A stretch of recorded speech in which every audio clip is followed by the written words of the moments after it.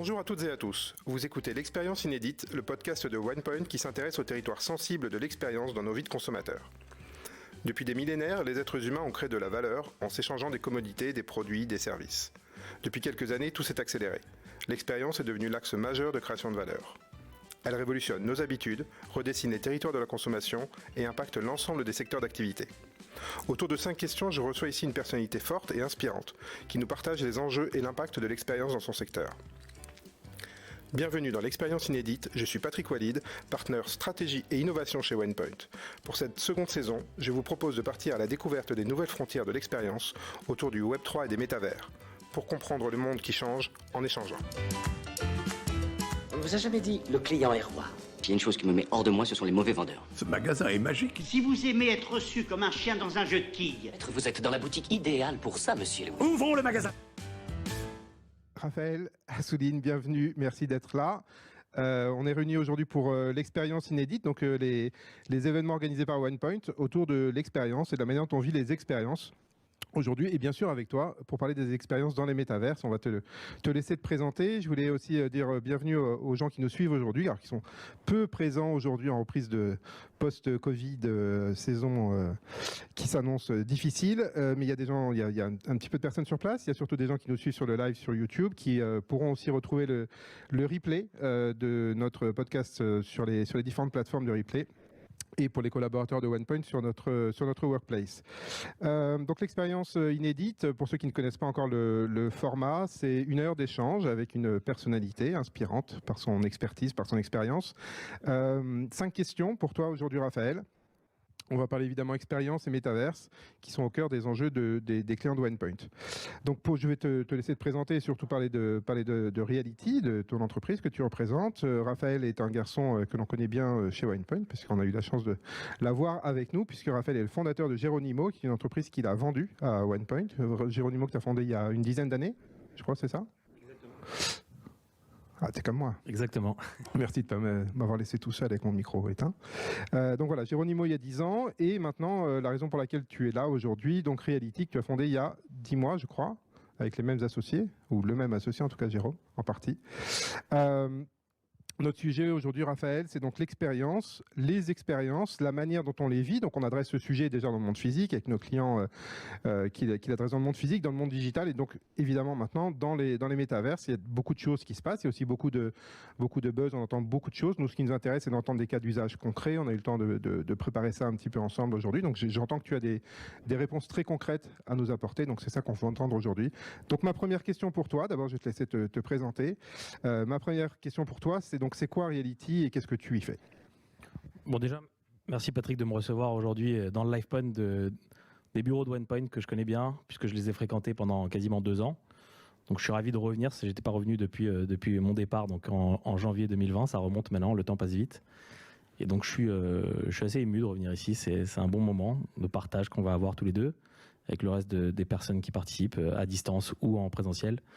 Donc je suis ravi déjà de retrouver les locaux de OnePoint. Merci de m'avoir invité et de me donner la parole aujourd'hui. On est content de t'avoir, tu le sais.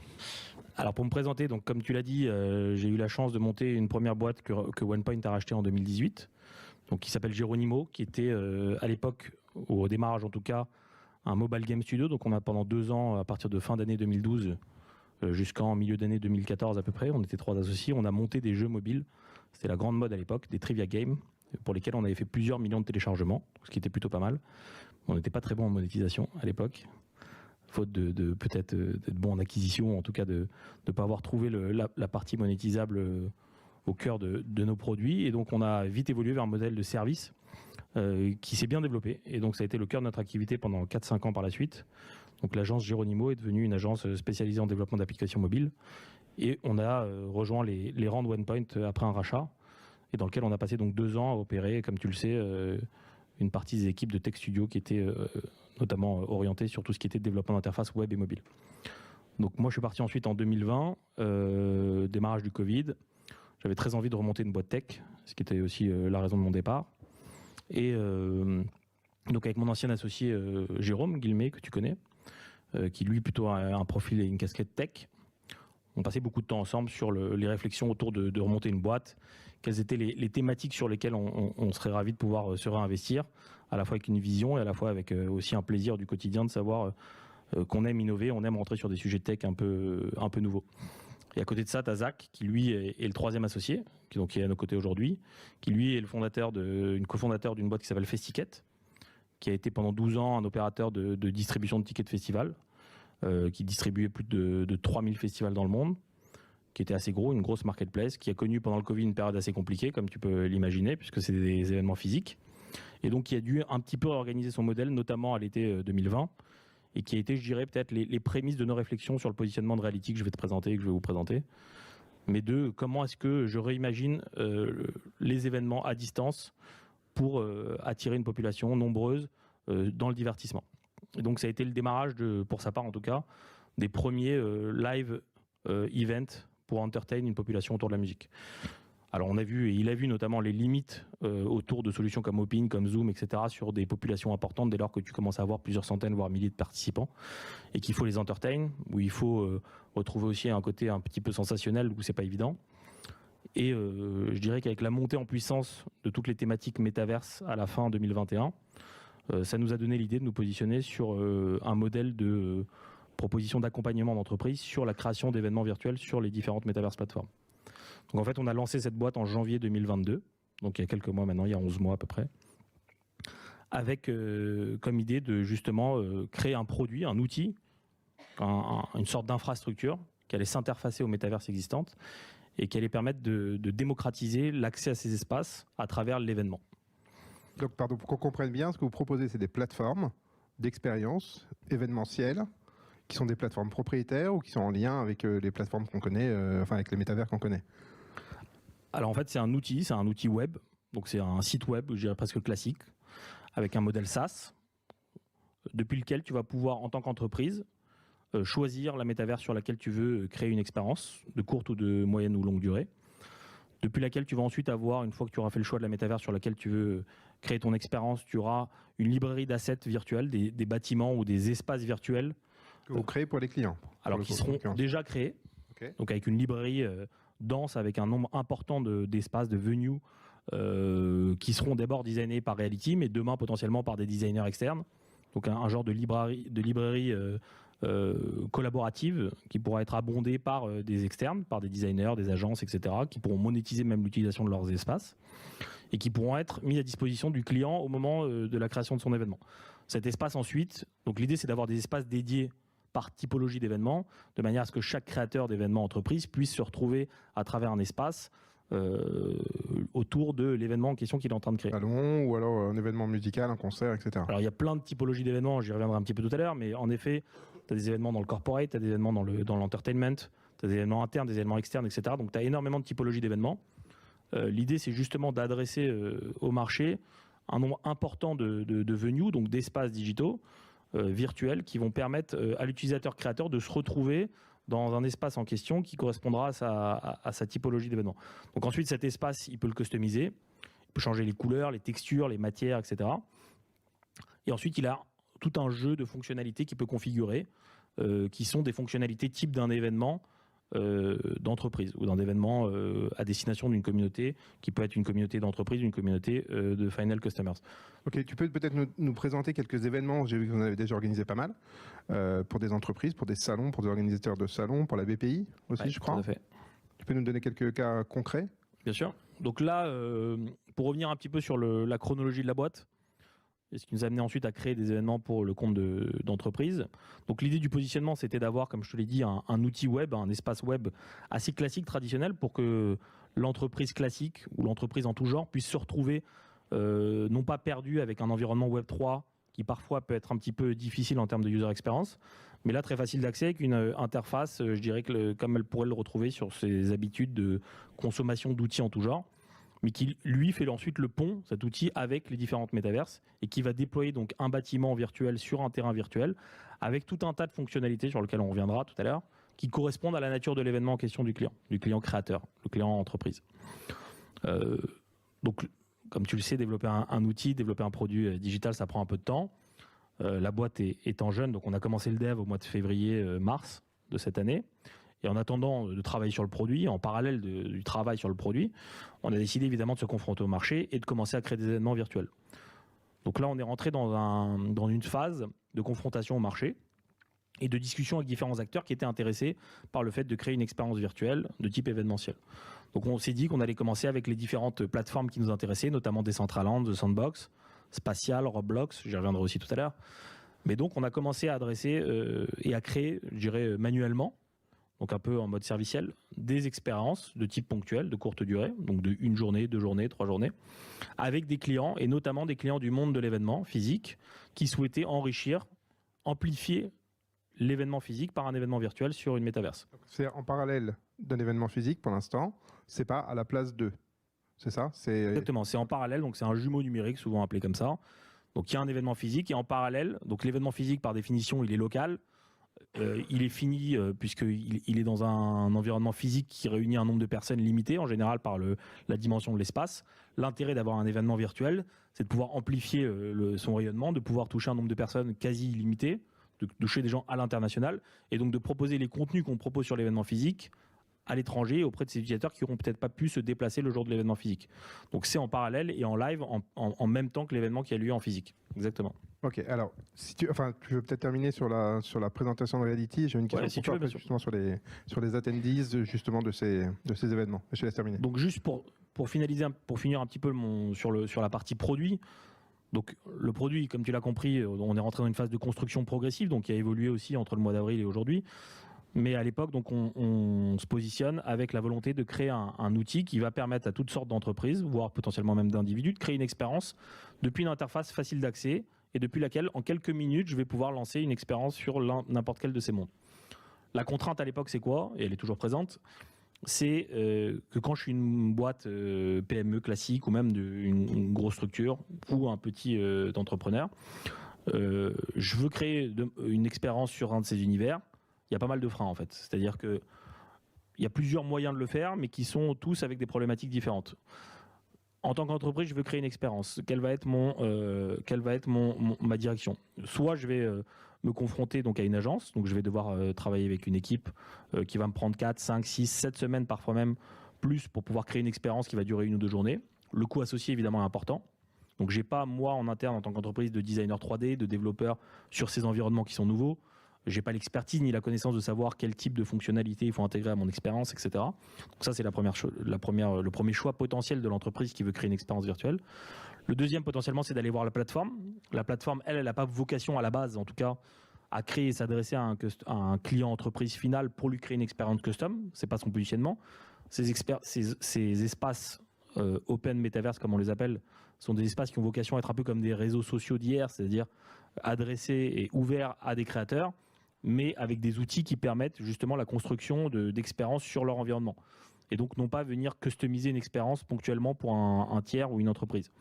Donc certaines d'entre elles ont commencé à le faire parce que c'était les débuts de leurs activités, ou en tout cas à proposer de le faire par des agences tiers, mais la plupart n'ont pas donné la possibilité de le faire. Donc en tant qu'entreprise, les seuls moyens pour pouvoir créer une expérience, c'était soit de le faire moi-même en interne, soit de le faire à travers une agence, soit de le faire avec la plateforme elle-même, à un coût qui était souvent important. Et donc on a vu l'intérêt de venir avec une solution clé en main, en quelques minutes, adresser la possibilité de créer une expérience directement sur ces interfaces.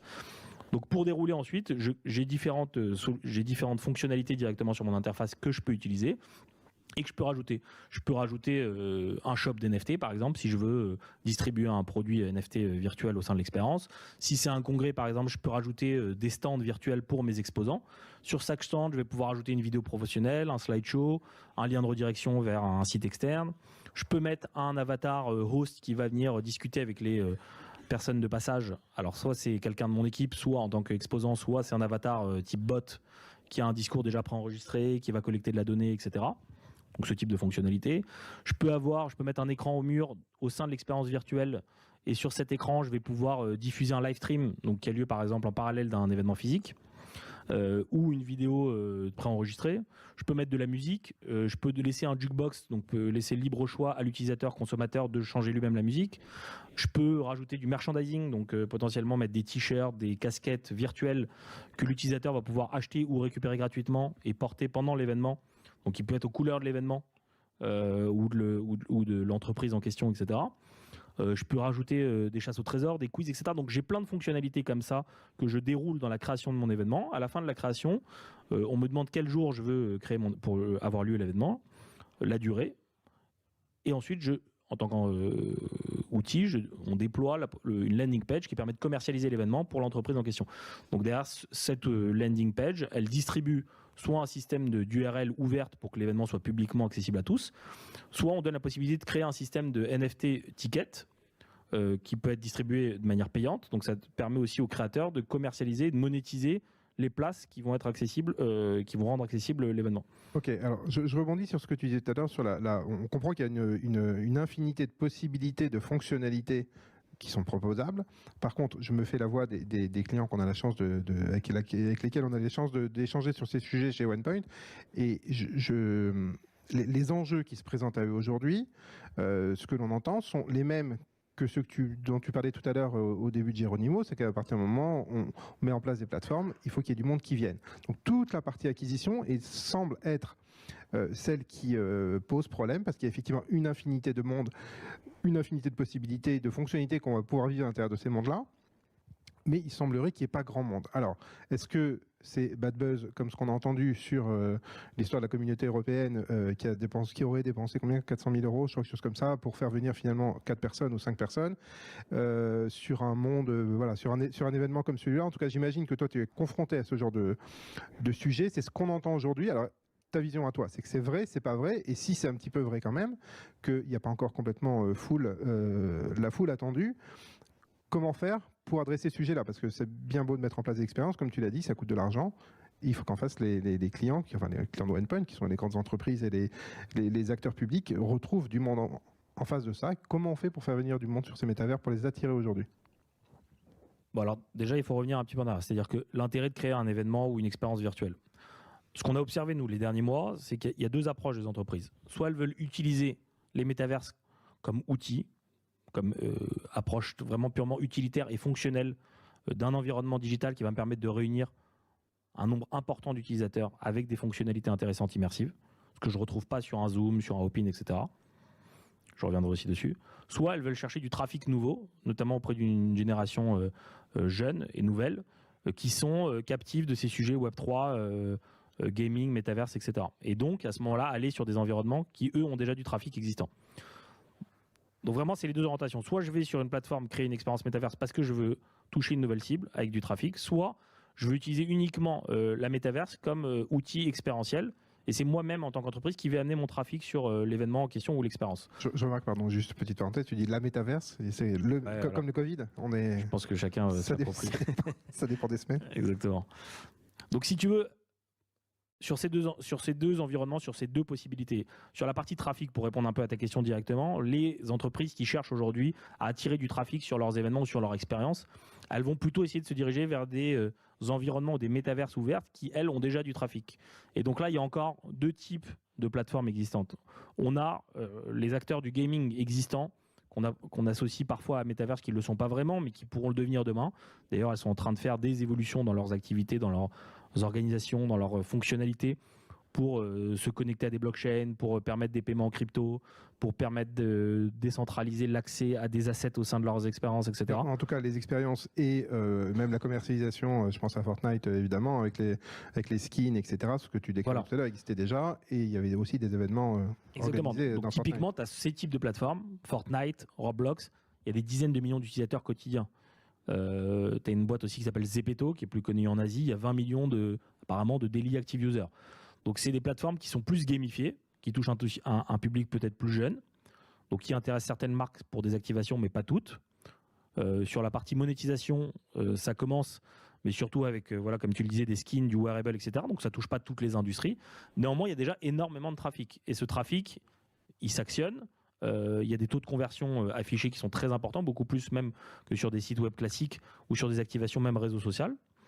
Donc il y a beaucoup d'acteurs et même des grosses agences qui aujourd'hui s'intéressent à venir créer des expériences ou à proposer à leurs clients de créer des expériences sur ces environnements parce qu'il y a déjà un trafic.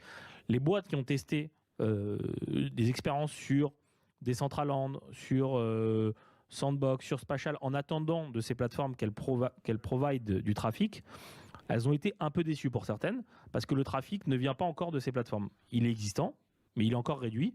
Et donc aujourd'hui, quand on vient créer une expérience sur ces plateformes, il faut s'attendre à faire un marketing conséquent pour pouvoir attirer un public qui, oui, va venir en partie de la plateforme parce qu'elle met un effort, mais aussi d'un trafic qui va venir par le marketing quand en moi, créateur, j'ai attiré sur l'événement en question. Ok, donc c'était bien mon point. Donc on entend bien ce que tu dis. Il y a soit je vais aller utiliser du trafic existant, soit je vais devoir le créer moi-même. Est-ce que toi tu as des exemples d'expériences réussies, de cas concrets qui encore une fois pourraient éclairer nos clients de campagnes qui auraient réussi à faire venir du monde dans un espace, sur un temps, sur un événement qui est sur votre métier, sur un temps contraint, j'allais dire, sur un jour ou deux, pas sur un magasin par exemple? On a eu, c'était un de nos premiers événements, on a fait Paris Blockchain Week au mois d'avril, Paris NFTD, même sur une journée. L'événement durait 4 jours, ils ont fait une journée dédiée au NFT. On a eu 3300 participants sur une seule journée, donc ce qui est très important. Il y a eu, sur tout l'événement Paris Blockchain Week, je crois, 2800 participants physiques. Là, on a touché 3300 participants qui sont connectés en moyenne 23 minutes, qui venaient de 100 pays différents, qui ont assisté au live stream des différentes conférences qui avaient lieu physiquement à Paris, qui ont pu échanger avec les différents participants, exhibiteurs, les exposants qui avaient leur stand. Donc chaque boîte avait son stand virtuel sur lequel il y avait un petit slideshow de son activité, sur lequel il y avait un host avec son avatar qui pouvait parler avec la personne de passage. On a droppé, comme je te le disais, du merchandising brandé Paris NFTD, donc l'utilisateur qui récupérait son t-shirt pouvait le porter pendant l'événement, pouvait le collecter sur son wallet et pouvait le réutiliser sur une autre expérience au sein de Decentraland quand il se reconnecte, puisque tu le récupères sur ton wallet et tu l'as dans ton portfolio, donc tu peux réutiliser l'asset par la suite. On avait mis de la musique, c'était sympa, c'était divertissant. Voilà, si tu veux, ça a fait un petit peu l'équivalent de ce qu'on aurait pu trouver comme expérience sur l'événement physique. C'est de courte durée, je choisis la plage sur laquelle je vais me connecter, il y a une conférence qui va m'intéresser, je vais passer 20-25 minutes, je vais échanger avec les différentes personnes de passage, je vais récupérer un pop-up, Proof of Attendance, qui me permet socialement de montrer... Peut-être, pardon, expliquer pour ceux qui ne sont pas au courant ce que c'est que Bien sûr. les pop-up. Alors, il y a une mode assez importante, mais qui continue finalement, c'est assez pérenne, de récupérer sur des activations ou sur des expériences ponctuelles métaverses, ce qu'on appelle un POAP, P-O-A-P, c'est Proof of Attendance. Je sais pas, le dernier P, je le connais, protocole. Qui permet à l'utilisateur qui a un wallet de pouvoir collecter cette espèce de pin, ce badge, qui lui atteste qu'il a participé à l'événement et qui peut socialement être fier de présenter sur son wallet pour dire qu'il a bien participé à tel ou tel événement. Quand c'est un événement, un concert de Justin Bieber ou un truc comme ça, tu es toujours content de conserver ton ticket physique. C'est un peu la même chose, sauf que l'intérêt de ce badge, c'est que tu vas pouvoir potentiellement le réactiver demain. Tu vas pouvoir avoir accès à ce wallet, tu vas pouvoir collecter le wallet de l'utilisateur qui a récupéré son badge en question en tant que créateur. Et ce wallet, tu vas pouvoir l'identifier, l'analyser, voir à quel type d'individu tu as affaire. Donc c'est un moyen de comprendre aussi un petit peu la population qui a participé à l'événement et éventuellement de la réactiver demain. Donc voilà, c'est un intérêt côté utilisateur et c'est un intérêt côté créateur. Ok, très très clair. J'aimerais qu'on rentre aussi au cœur de ce qui est notre sujet aujourd'hui, donc sur l'expérience. On entend, alors tu nous as répondu sur la partie acquisition, comment on fait pour faire venir du monde. Effectivement, il y a des moyens, il faut, de ce que je comprends, s'adresser à des communautés qui sont quand même plutôt en affinité déjà aujourd'hui avec le sujet dont on parle. C'est pas non plus, on comprend qu'il y a quand même des difficultés à t'entendre, enfin des difficultés ou encore, disons peut-être pas des difficultés, mais des raisons pour lesquelles on n'est pas sur des foules de gens qui aujourd'hui se pressent. Il faut vraiment être encore très très ciblé. C'est une des clés de succès. Après l'expérience qu'on va vivre sur ces métavers. Je te titille un petit peu évidemment toujours comme je te le disais sur la partie acquisition, sur la partie de ce qu'on vit à l'intérieur. On va entendre Second Life, on va entendre les Sims, on va entendre des expériences virtuelles qui sont un peu dégradées, voire largement dégradées, qui ne semblent pas, alors tu dis il y a une multitude de fonctionnalités possibles, mais qui ne semblent pas répondre à des attentes complètement réelles. On en a parlé un petit peu en préparant ce rendez-vous aujourd'hui.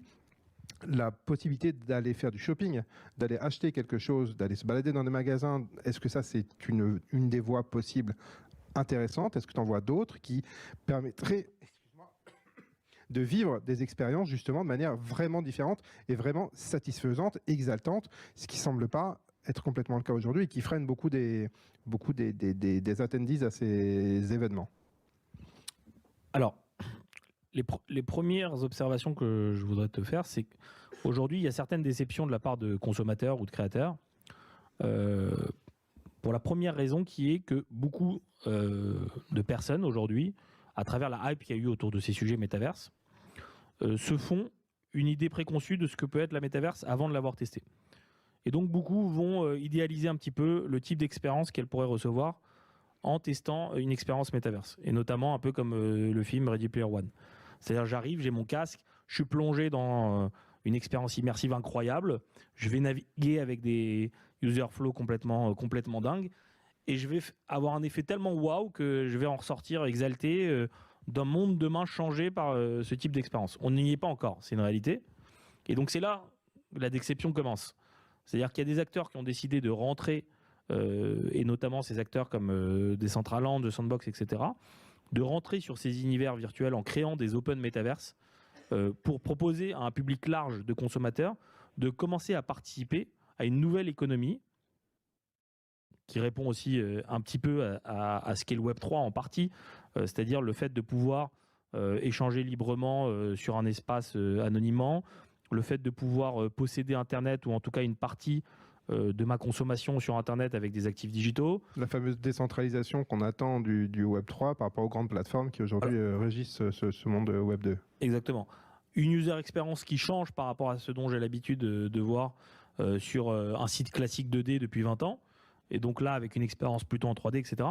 Donc ils ont fait le choix de rentrer sur ces univers en les créant, mais avec des contraintes techno qu'on connaît, qui sont la bande passante d'Internet, qui sont la qualité des hardware qu'on a encore aujourd'hui, etc. Et donc qui font que ces opérateurs créateurs d'environnements digitaux 3D métaverse sont obligés de faire des choix. Ils sont obligés de faire des choix techniques sur la qualité des designs qu'ils vont proposer pour avoir en parallèle l'ensemble des fonctionnalités qui pour eux leur semblent primordiales pour une première version de leur métaverse. Est-ce que pour toi c'est un frein ça aujourd'hui cette C'est une limite, c'est pas un frein mais c'est une limite, mais c'est une progression qui va se faire dans la durée.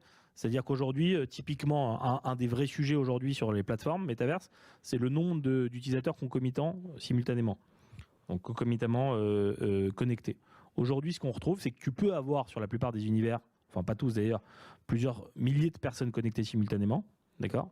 Si ce n'est que chaque utilisateur ne peut se retrouver que dans une instance maximum de 100 personnes ou plus.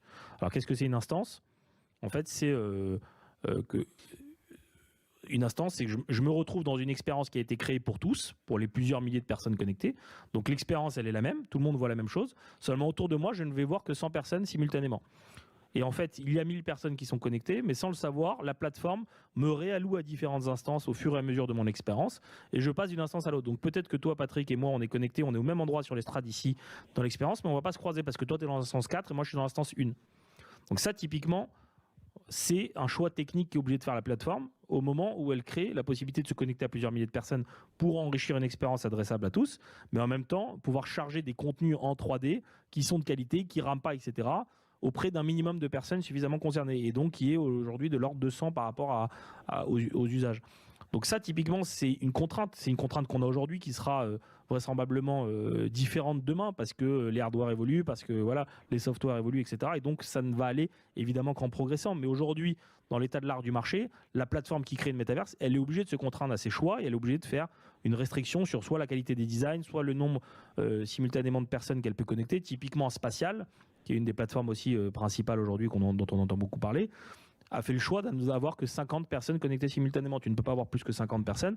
Donc eux, ils ont fait le choix des designs et des graphismes parce que c'est beaucoup plus quali, ça s'adresse à donc différents types d'usages, etc. Mais en contrepartie, c'est pas une expérience où tu peux te retrouver à plusieurs milliers de personnes. Donc eux, ils ont fait le choix de la qualité des designs.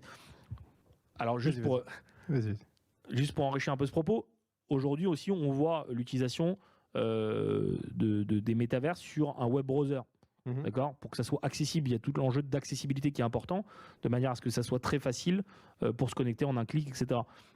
Il y a certaines plateformes qui ont fait le choix d'avoir un install, donc un applicatif comme The Sandbox par exemple, pour que la qualité des designs soit différente, soit plus fluide, etc. C'est un frein potentiellement à l'usage d'avoir à faire une installation sur son ordinateur.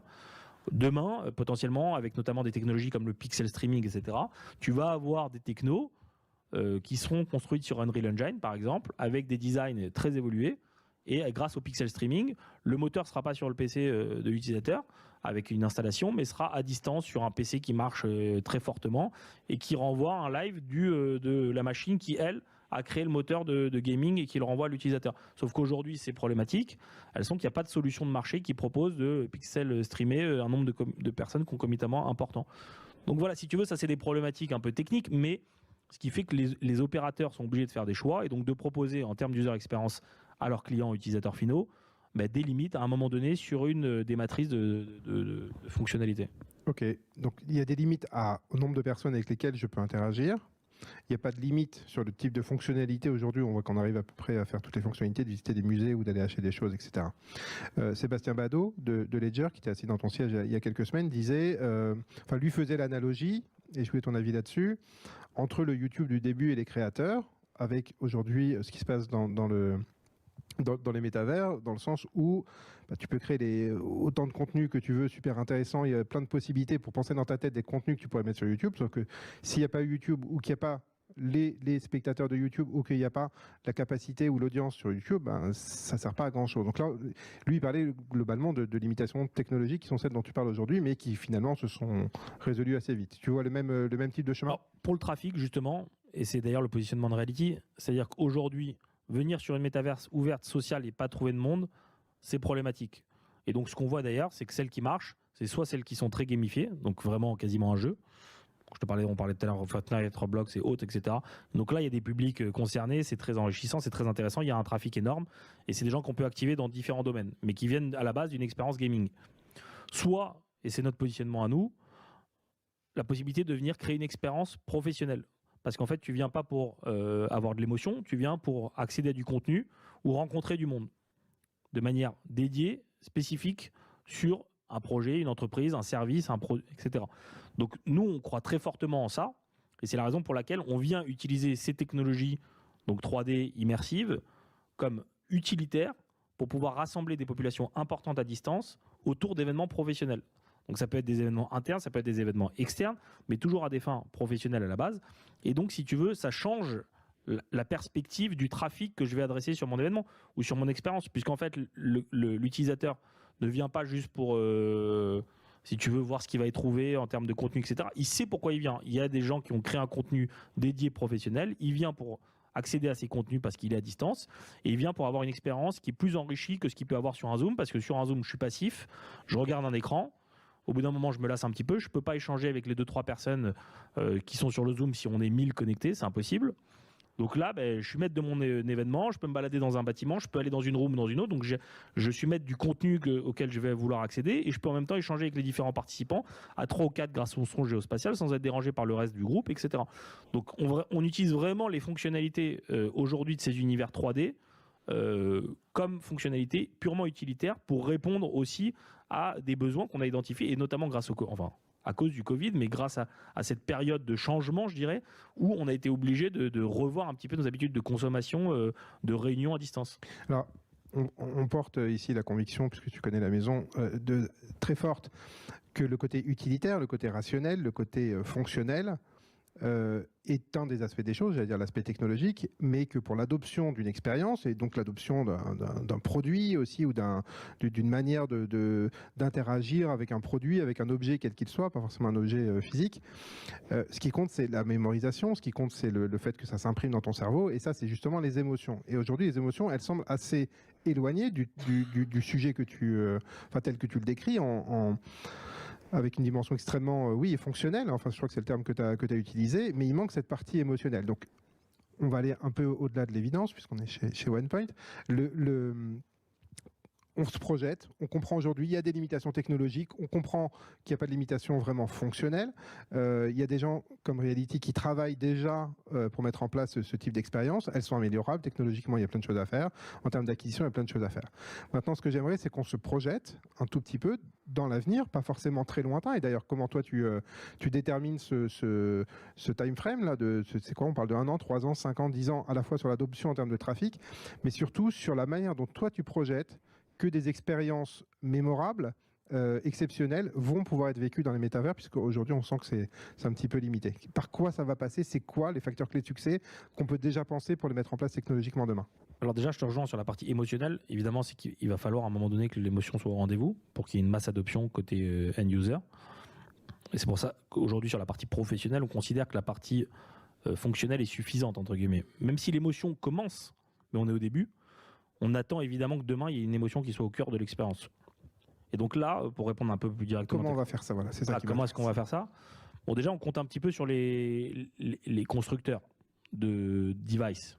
On voit aujourd'hui Facebook, Meta, avec l'Oculus. On voit Apple qui a annoncé pour l'année prochaine la sortie de son casque. Est-ce que demain, le casque de Apple va devenir l'équivalent de l'iPhone il y a 10-12 ans? Est-ce que demain, avec l'OS que va créer Apple sur la partie expérience 3D, virtuelle, immersive à distance, est-ce que ça va créer tout un système, une plateforme clé pour des développeurs de type d'expérience qui vont proposer, grâce à l'adoption du device, la possibilité de distribuer une expérience de manière complètement exponentielle, parce que évidemment le casque sera au rendez-vous d'une qualité implacable, et parce que le soft qui sera développé et en adéquation avec le hard fonctionnera très bien et sera suffisamment quali pour qu'il y ait une émotion ressentie par l'utilisateur final. Je pense que ça, c'est un des critères d'adoption fort. Un opérateur, enfin un constructeur, qui va distribuer dans le marché un casque de manière, enfin de grande qualité, de type d'expérience, avec un système d'exploitation comme un OS sur Apple, ouvert à tout développeur qui voudrait venir créer une expérience et la déployer sur cet environnement. Donc ça, pour moi, c'est un des gros moyens d'adoption de demain sur la partie distribution d'un hardware de type casque virtuel, casque réalité virtuelle, avec un operating system associé. Et ça, la chronologie, elle est difficile à établir, mais a priori, il y a des gens qui mettent beaucoup d'argent sur la table aujourd'hui, comme tu le sais, et Facebook a dépensé plus de 12 milliards d'euros cette année. On n'a pas vu encore un produit au rendez-vous. Maintenant, évidemment, avec des équipes de R&D très importantes, et avec Apple qui va lancer son casque très bientôt, et d'autres développeurs, même indépendants, qui travaillent sur du hardware de manière très avancée, etc., on espère que d'ici 1 an, 2 ans, 3 ans, il y a un casque qui va sortir et qui sera un petit peu le game changer dans le marché du hardware et donc du soft associé. Donc ça, c'est la première partie. La deuxième partie, autrement, c'est une plateforme référente, un soft, je dirais, donc plutôt côté Metaverse Open, comme on a pu le voir avec certains acteurs, qui viendrait devenir un réseau incontournable de la part des end-users, parce que j'y trouve des contenus de qualité, parce que l'expérience est émotionnelle, parce que je retrouve mes amis qui sont tous connectés dessus. Et donc là, oui, on aura fait le choix de la plateforme, parce qu'ils ont gagné sur la partie fonctionnelle, expérientielle, etc. Et ça, certains s'y sont essayés, pour l'instant ils n'y sont pas arrivés. Donc je pense encore à Decentraland, The Sandbox qui travaille durement sur le sujet, qui a décidé de ne pas lancer publiquement tant que toutes les expériences n'étaient pas encore créées. Donc aujourd'hui, ils travaillent à la création d'expériences avant d'ouvrir publiquement leur plateforme.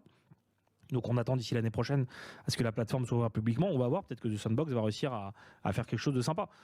C'est très difficile. Mais les perspectives pour moi, elles sont sur l'adoption à travers un hardware de grande qualité qui déterminera un système d'exploitation sur lequel on pourra en tant que développeur distribuer des contenus quali, et donc grâce à un distributeur comme Apple par exemple ou un autre, une adoption chez les ménages, etc., et donc une utilisation forte et régulière, soit à travers un soft et une plateforme de marché référente, sociale, et qui sera accessible et intéressée par tous. Alors, c'est intéressant parce qu'au début de notre échange, on parlait des promesses du Web3, notamment la décentralisation, la réappropriation par chacun d'entre nous de nos données personnelles, ou de l'anonymisation que permettent la NFT, la blockchain, etc. Et là, en fait, le monde que tu nous décris, ou en tout cas les acteurs majeurs de ce monde-là, une grande plateforme, des grands constructeurs, du gros hardware, des gros OS, ça veut dire Apple, ça veut dire Meta, ça veut dire les acteurs qu'on connaît déjà aujourd'hui, ou d'autres, effectivement, mais toujours des acteurs extrêmement centralisés. Est-ce que tu vois le monde continuer comme ça, alors qu'on nous promet un Web3 justement avec un autre mode de fonctionnement du web en général, beaucoup moins push et beaucoup plus dans la décentralisation? Alors je ne sais pas si l'adoption du Web3 arrivera avant l'adoption de l'expérientiel. En fait, si tu veux, dans la partie métaverse, tu as 2 couches. Tu as une partie vraiment purement expérientielle. Donc je peux me détacher complètement de la partie blockchain, Web3, NFT, paiement crypto, etc. Et j'ai la partie décentralisée, Web3, que tu connais, etc., et sur laquelle on peut discuter un long moment. Et les deux peuvent se marier, mais être aussi utilisés de manière complètement séparée. Je pense que sur la partie métaverse, en tout cas, il va y avoir une adoption plus rapide sur l'expérientiel que la partie Web3 décentralisée. Alors on verra demain comment ça s'opère. Mais je pense que le monde n'est pas encore prêt à la décentralisation à 100% des usages, et notamment dans la consommation d'une expérience métaverse. Donc tu auras une population qui va se développer. Tu vois déjà avec l'adoption du nombre de wallets. J'ai plus les chiffres en tête, mais c'est exponentiel. Tu vois, il y a 2 ou 3 ans, il y avait 10 millions, puis 50, puis 200, puis je crois qu'on est à 400 millions de wallets dans le monde aujourd'hui ou quelque chose comme ça.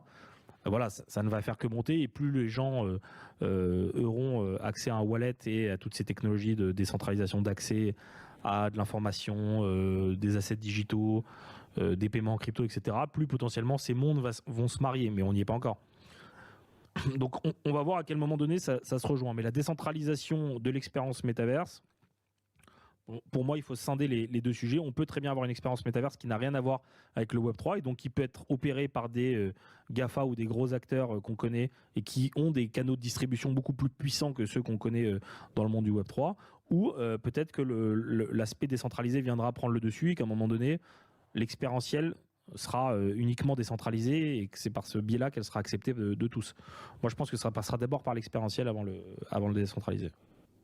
Ok, alors justement, on va continuer avec une autre question sur cette dimension expérientielle. Toujours, en quoi tu imagines, toi, ou comment tu projettes que ces expériences que l'on va vivre vont être vraiment différentes et non pas la réplique de celles qu'on vit aujourd'hui dans le monde réel? Elles vont être différentes demain dans le métavers. Est-ce qu'elles vont être différentes déjà dans ta vision? Je pense à... tu parlais de Ready Player One tout à l'heure. Donc, il y a une tendance, ou en tout cas, certains portent la conviction qu'on va aller vers un monde au plus proche du réel, qui va reproduire le monde réel dans un monde virtuel. Ce qui a un intérêt, mais ce qui a en même temps absolument aucun intérêt aussi, c'est pour reproduire la même chose. Et je pense au monde de l'art qui était confronté à la fin du 19e ou au milieu du 19e siècle à l'arrivée de la photo. Le monde confronté, le monde de l'art, de gens qui essayent de reproduire la réalité et qui sont confrontés à l'arrivée de la photographie, se disent à quoi je sers. Ce qui a amené l'impressionnisme, et puis l'abstraction, et puis les suprématistes. Et donc, du coup, tout disparaît en termes de nécessité de reproduire la réalité, puisqu'il y a un outil technologique qui le fait mieux encore que ce que faisaient les artistes ou les créateurs de l'époque. Est-ce que toi, tu penses qu'on va aller vers une tendance comme celle-là, c'est-à-dire un peu vaine, dans un certain sens, ou au contraire, le fait de reproduire la réalité va emmener encore vers d'autres choses, une autre manière de vivre les expériences que celle qu'on connaît depuis 10 000 ans, sans ces outils-là ou sans ces mondes-là? Alors, à mon sens, c'est les deux. Et je dirais pas qu'elle est vaine, la première partie, donc le fait d'avoir un univers virtuel qui réplique la réalité, au plus près, pour la simple et bonne raison qu'à mon sens, ces espaces 3D métavers ne sont pas là pour remplacer ton expérience physique réelle du quotidien. Donc on ne va pas remplacer le monde et ce n'est pas le but.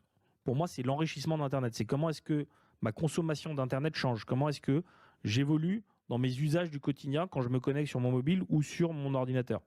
Et donc là, j'enrichis l'expérience de ma consommation Internet par une consommation 3D qui, elle, s'amplifie d'un point de vue immersif, d'un point de vue émotionnel, d'un point de vue expérientiel, etc. On va en parler peut-être un petit peu, mais dans la consommation, dans mes achats, dans mes formations, dans mes relations professionnelles, etc. C'est un exemple dont on va parler tout de suite, sur les achats. Ouais. Juste, donc il y aura pour moi une partie qui sera vraiment une réplique du monde réel, mais non pas afin de le remplacer, au contraire, afin plutôt d'enrichir la manière dont je consomme Internet et le digital aujourd'hui. Et à côté de ça, tu vas avoir, un peu comme dans le gaming, une partie complètement déjantée presque, je dirais, science-fiction, de la réalité. Voilà, ouais. non corrélée à la réalité et de la manière dont je me comporte en tant qu'humain dans le monde physique, etc. Avec des phénomènes de gravité, de trucs comme ça qui sont sympas dans les jeux vidéo et qu'on va retrouver dans l'expérience associée à mon expérience qui, elle, va être liée à ce que j'ai l'habitude de voir. Donc pour moi, ce sera un mariage des deux. Mais ça ne veut pas dire que la première event, pour moi, au contraire, c'est que la première, elle remplace, enfin, elle améliore l'expérience Internet comme je la vis aujourd'hui dans mon quotidien. Ok, très intéressant. C'est effectivement pas pour remplacer la réalité, mais pour remplacer l'expérience digitale telle qu'on la vit et l'améliorer. Ok, très très clair. On arrive à notre dernière question avant peut-être de prendre des questions ici ou s'il y en a à distance. On prend encore un petit peu plus de hauteur. Qu'est-ce que tu vois comme enjeu majeur pour les acteurs, encore une fois entreprises, acteurs publics, à adresser? Je parle des enjeux macro, sociétaux, sociaux, l'éthique, la cybersécu, évidemment, etc. Quels sont les grands enjeux à adresser en priorité avant même de se lancer ou pour ceux qui sont déjà lancés? Alors, quand tu dis les enjeux, c'est-à-dire ce qu'on vient y chercher ou les problématiques? Non, plutôt les problématiques qui sont amenées par une nouvelle technologie, par une nouvelle manière d'adresser les expériences, par une nouvelle manière de vivre le shopping, etc. Est-ce qu'il y a des choses nouvelles qui arrivent et sur lesquelles il faut déjà commencer à penser? Je pense évidemment au sujet d'éthique ou de data et de protection des données, etc. Il y en a peut-être plein d'autres, mais qui conviendrait pour nos clients d'anticiper avant même de se lancer. Alors, il y a l'enjeu cyber qui est évident. C'est-à-dire qu'aujourd'hui, il y a une grande difficulté encore à s'assurer de la sécurité de l'expérience. C'est-à-dire qu'on est dans un monde, en tout cas pour ces plateformes qui sont ouvertes pour la plupart, elles sont accessibles à des développeurs, elles sont connectées pour certaines à des blockchains, pour d'autres non. Elles sont centralisées dans une instance où elles sont complètement décentralisées. Donc déjà, en fonction de la plateforme sur laquelle je vais créer mon expérience, j'ai des enjeux de sécurité qui sont différents les uns des autres.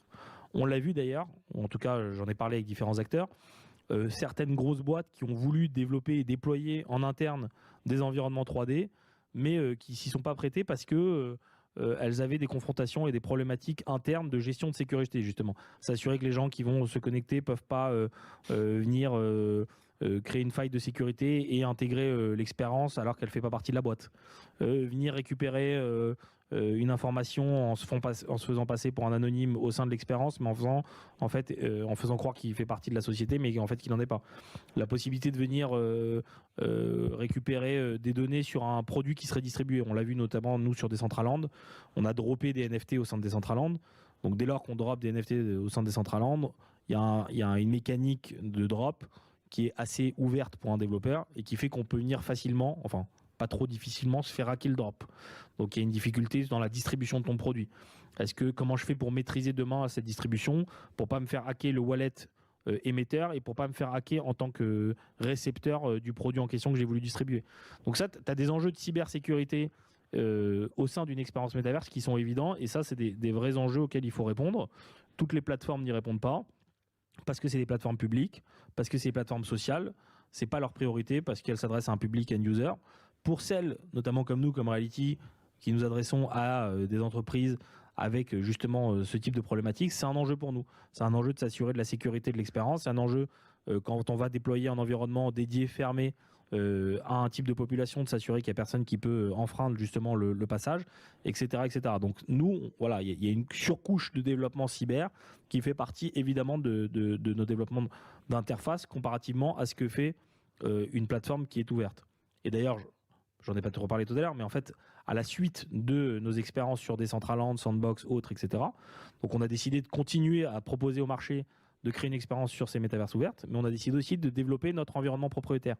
Pour la simple et bonne raison que justement, à la confrontation de ces plateformes, il y avait des limites parfois dans la nature des fonctionnalités corpo que pourrait attendre une entreprise, dans la qualité des designs, dans la nature des interactions sociales, dans la nature des fonctionnalités qui sont moins orientées événementielles. Et donc pour toutes ces raisons-là, on a décidé de créer notre environnement propriétaire et qui va s'ajouter aux différentes métaverses que tu pourras choisir sur la création d'une expérience. Donc tu pourras choisir Decentraland, Sandbox, Spatial, Reality, qui elle aura plus vocation à toucher des événements de type corpo, professionnel, etc. Donc le cyber, c'est un enjeu. Il y a d'autres éléments qui sont intéressants, par contre, c'est l'anonymat, tu vois. Donc là, c'est l'inverse, c'est-à-dire que c'est pas un enjeu, c'est un moyen de pouvoir créer justement des expériences avec des personas anonymes où justement je vais préserver la nature des informations de mon utilisateur, la nature de ses données, puisqu'en fait je ne vais collecter que potentiellement soit rien du tout, s'il se connecte par exemple en guest, qui arrive beaucoup, à la rigueur peut-être son IP, soit son wallet. Et donc son wallet il est anonyme, alors j'ai peut-être accès aux informations de son wallet, mais au même titre que n'importe quelle personne, puisque son wallet il est public de toute manière, grâce à la blockchain et aux informations associées, et donc je n'ai pas d'informations sur le personnage en question. Donc ça c'est un élément au contraire peut-être intéressant pour des marques de venir justement favoriser la création d'expériences sur ces environnements, parce que justement j'ai une audience qui elle est anonyme. Ok, merci pour ça. Donc on entend des sujets un peu à surveiller comme la cybersécu, d'autres plutôt encourageants. Peut-être une dernière question, je vois qu'on arrive au bout de notre échange.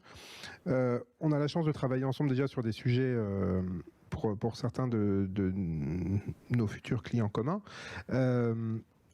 qui sont des enjeux extrêmement concrets qu'on retrouve dans les entreprises, qui sont une manière de rapprocher des gens distants. Alors tu l'as dit sur la partie purement événementiel salon. Est-ce que tu as des exemples ou un exemple le plus que tu as vu, que vous n'avez peut-être pas traité vous, mais que tu as vu comme une expérience intéressante dans le monde, d'une manière de rapprocher des gens dans un cadre corporate qui est le tien et qui est le nôtre, avec un certain succès. Alors on a vu des expériences de recrutement, on a vu des choses comme ça qui sont plus ou moins novatrices. Est-ce que toi tu as vu des choses réellement novatrices dont on pourrait s'inspirer ? On a fait en... Même si c'est pas vous, c'est pas grave.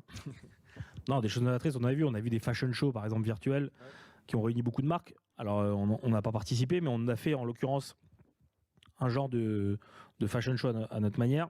On a créé un événement avec une des top 10 collections NFT au monde qui s'appelle World of Woman, et un studio de design wearable, donc d'habits virtuels, qui, lui, s'est positionné uniquement sur des collections d'habits virtuels, qui s'appelle The Fabricant.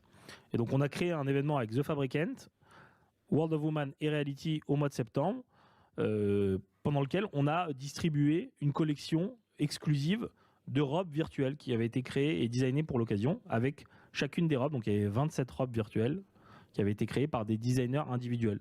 Donc, The Fabricant avait travaillé en collaboration avec des grands designers sur chacun des modèles. Et chacun de ces modèles était mis sur un totem 3D au sein de l'expérience. Donc tu pouvais, en tant que participant, utilisateur, voir le modèle avec des détails très avancés. Le modèle tournait sur lui-même. Tu pouvais liker, tu pouvais apprécier, etc. Et tu pouvais acheter le modèle. Donc tu pouvais acheter le modèle, tu pouvais le porter directement sur toi en tant qu'avatar dans l'expérience.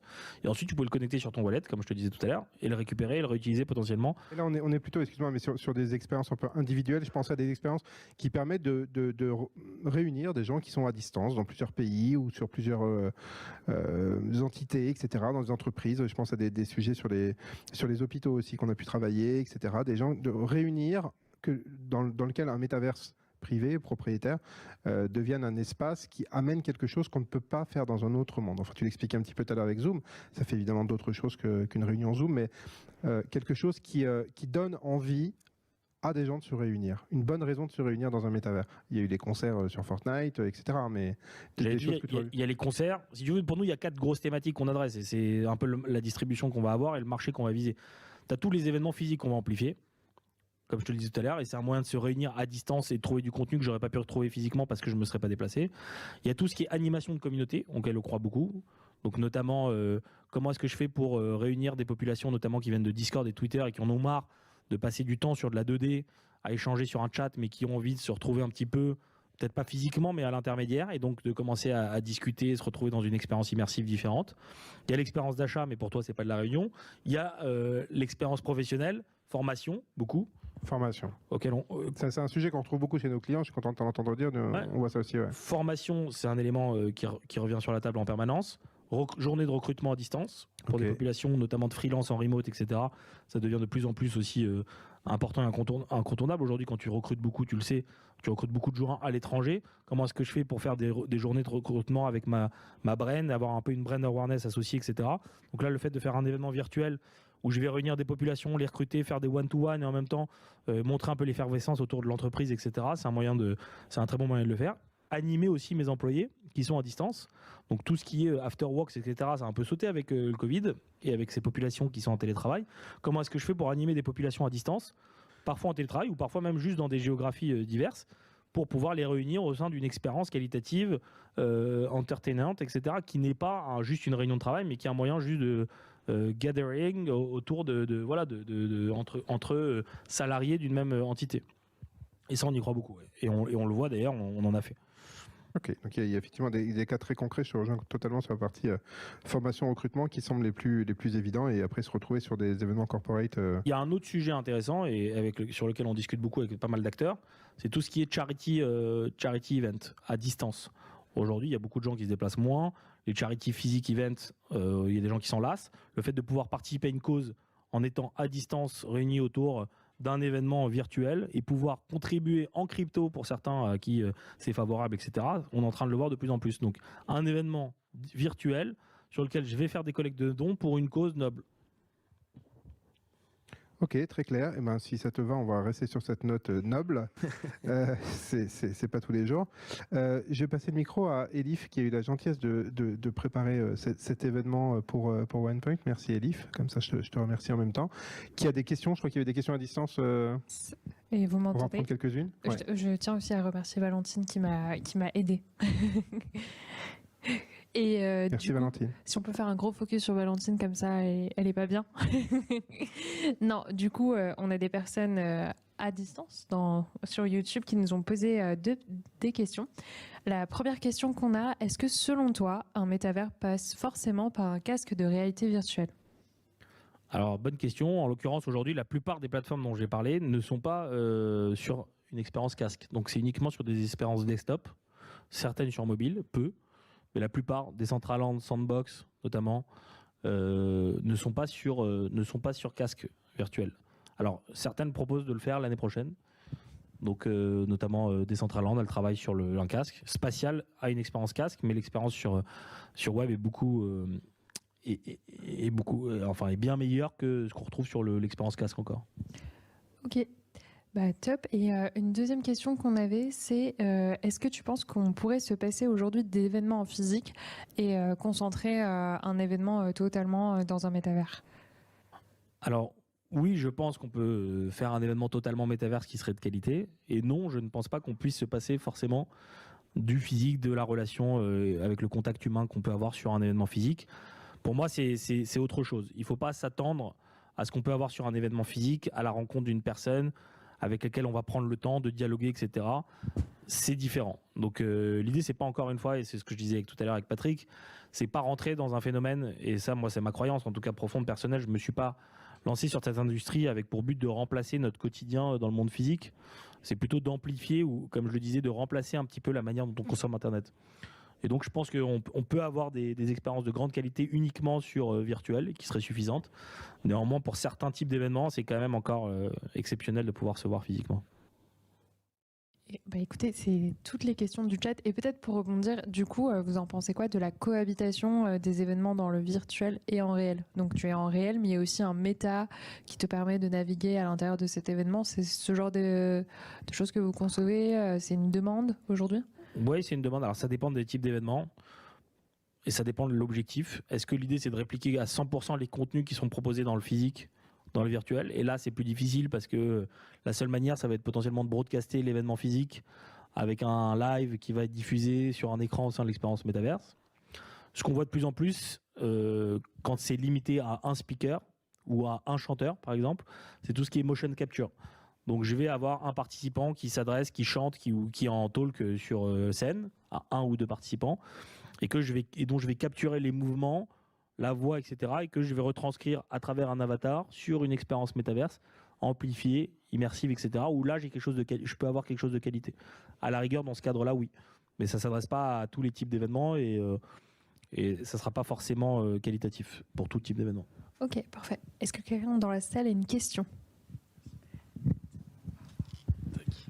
Je vais me mettre là pour éviter que tu te casses le cou. Quand on écoute les détracteurs du métavers, on entend beaucoup l'empreinte écologique, les devices qu'il faut, la puissance de calcul, etc. Mais est-ce que tu ne penses pas qu'une expérience extrêmement aboutie dans le métavers pourrait au contraire en fait permettre une réelle réduction écologique? Je pense par exemple aux entreprises, le fait d'organiser un événement, de faire venir tout le monde, etc. Mais aussi du côté utilisateur, le fait de pouvoir s'accomplir dans une expérience totalement virtuelle éviterait, je pense par exemple à la fast fashion, éviterait en fait d'avoir une consommation dans le physique où justement voilà il y a cet aspect très abouti en fait dans l'expérience qui permettrait de pallier à cette conso énergétique technologique. Alors oui, tout à fait. C'est-à-dire qu'aujourd'hui, on entend un peu de tout sur les détracteurs, comme tu dis, de métaverse et de la consommation énergétique de ces univers. La réalité, c'est que notamment pour des événements, réunir des gens du monde entier à Paris pour un événement, quand tu réunis 10 000 personnes qui prennent l'avion, qui prennent un hôtel, qui prennent des taxis, etc., ça consomme des centaines, des milliers de fois plus qu'un événement qui est fait sur virtuel et qui va consommer un peu plus que ce que tu peux avoir sur un environnement 2D. Et la réalité, c'est que c'est des mondes complètement différents. Donc si tu veux, évidemment, déjà qu'il faut mesurer un petit peu les propos parce que selon un type d'événement ou un autre, ça ne va rien avoir en termes de comparaison entre un événement physique et un événement virtuel. Après, Ça dépend du type de l'événement, ça dépend du type d'expérience. Mais évidemment que pour moi, il faut contrebalancer ça par le gain d'énergie potentiellement consommé à la fois par l'entreprise organisatrice de l'événement et à la fois par l'utilisateur qui y participe à travers sa consommation pour pouvoir participer à l'événement, quelle qu'elle soit.